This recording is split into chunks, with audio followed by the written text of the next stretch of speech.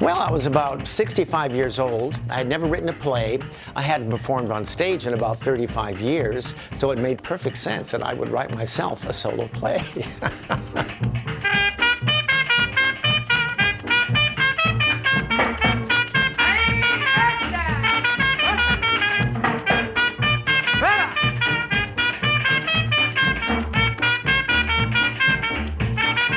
Gaytino travels from 1950s East LA to New York and Broadway all through the 60s and 70s and back to Hollywood.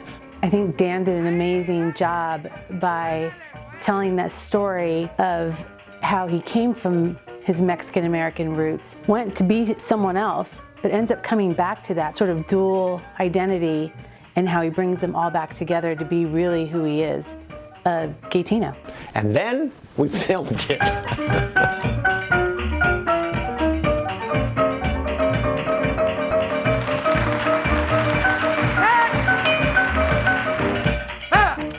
It's much more than my personal story, which is pretty fascinating, by the way. But it's so much bigger because it's Mexican-American Chicano history, still largely unknown. Not every Mexican-American likes to be called a Chicano. It's favored today by those who consider themselves social, cultural, or political activists. Basically, a Chicano is a Mexican-American who is not kidding.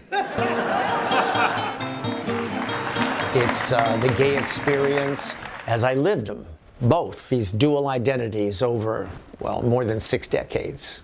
We're the last ones back on the school bus. I get on first. Maricón! Hey, queer! I can't move. Everybody's looking at me. I wish I were invisible. I'll pretend I didn't hear. I've done it before. To see him make that triumphant journey on stage was nothing short of mesmerizing for me. I could easily see how that would translate on film, because when you're watching a show in a theater, everything's like through a wide shot. And what I realize is that it's really important to see the face and to be able to connect emotionally with that person. Next stop on my Get a Life tour, the gay mecca of the East Coast Fire Island. On this small tip of Long Island, I see for the first time men walking hand in hand, like it's the most natural thing in the world. No dark bar, out in the sunlight. I wanted to celebrate 2 huge forces in my life. My dad, Lalo Guerrero, known as the father of Chicano music.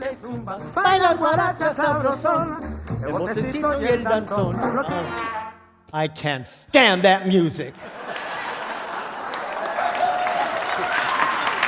Dad writes it. I am not into Mexican music in my teens, and Dad's growing celebrity is embarrassing. I mean, I'm looking for my own identity, and mine starts to get all mixed up in his. And my lifelong boyhood friend, Carlos Almaraz, who was one of the leaders of the Chicano art movement back in the early 70s, and we lost him to HIV/AIDS in 1989. I wanted people to know about their contributions, not only to our culture, which was enormous, but to my life personally.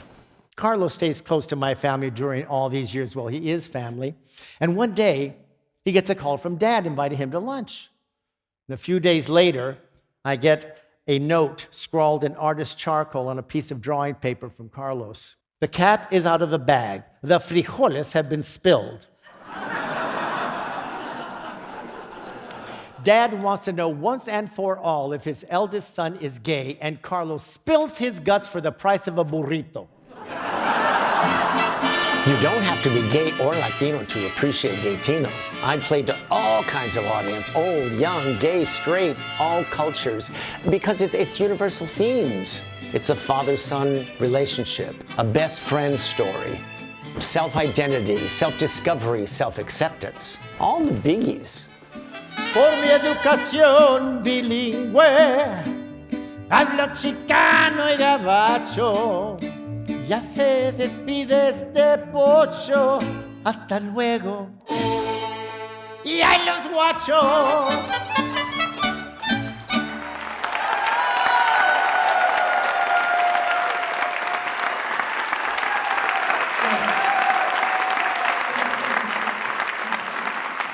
Well, the tagline to Gaytino is Mariachi to Merman, song time to Cesar Chavez.